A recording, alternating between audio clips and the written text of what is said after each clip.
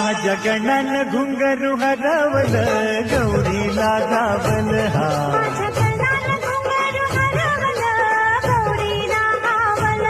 माझ्या गणानं घुंगरू हरवलं गौरीला घावलं एका वर्षानं आपलं दर्शन घरानं गौरीला